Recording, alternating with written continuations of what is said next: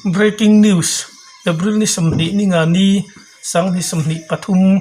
zandariat lechan ve ania nimin lama kan run upload lunglei district jail atanga tang tlan siok ta Myanmar mi pahnih te kha Mausen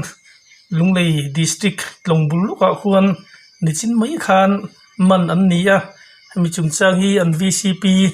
pumoi zola ka zubia tuna thiri ni longai tlang u Mausen VCP hi han interview pui han nei le lok ka du em o ram chang ngem ka ti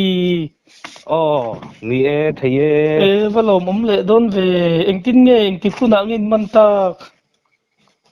tun mai kha nia dariat le mi som panga dariat vel ti mayang dariat bor valani o nimin khan tlan chu hun khan nia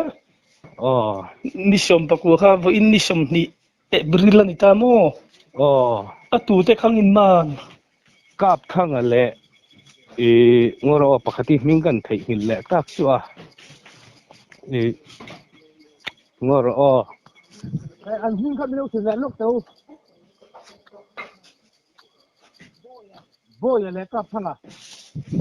an hing chu boy le kap thanga khoi lai mu na ngai man Mausen pia lunglei lampang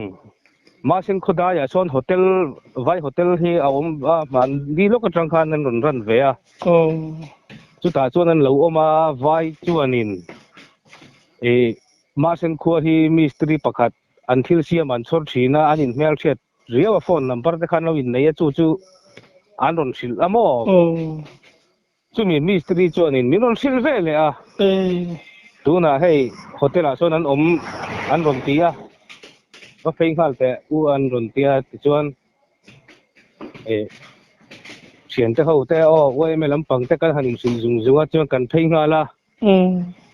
kan man khlal chu ni mai ti chuan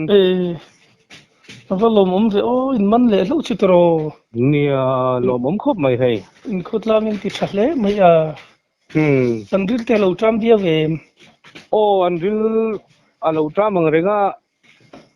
wi sik te kan han pe a chuan kolama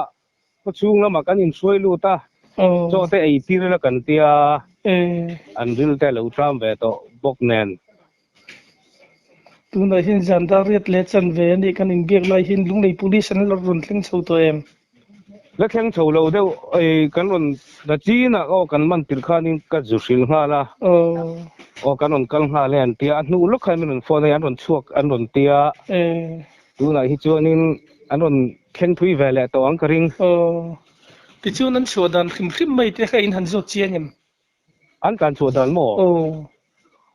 he khami tol that tu zok kan chuka kha lal choi mo ya chuan an lo in tiam rol lo nia tol that tu zok ka te kha chuan in kan chu khan lo tum khop mai a kha bi kan chu tur te ka an lo sial kwa an tia kan zota an kan chu nan hu kan huwa kan chuak ve top mai nin tia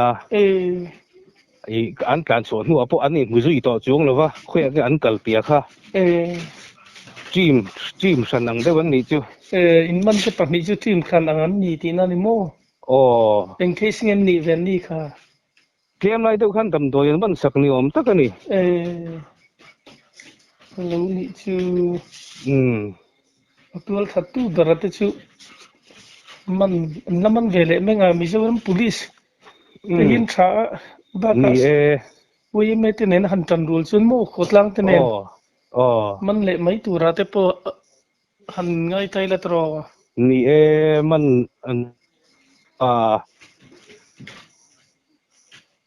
khi có chắc lampang thingsai lampang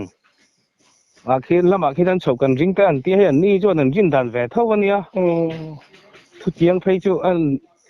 vani pon ka sa chuang lo an rin dan khan soi ve ringota central jail district jail tanga han tlan chu han kha mi ka kha ti han ke in ankal tareng mai ti na ni mo ni ya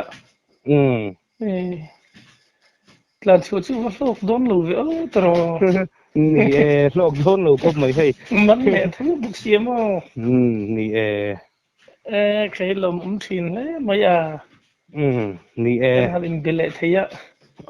ni lom khop mai lom tu ke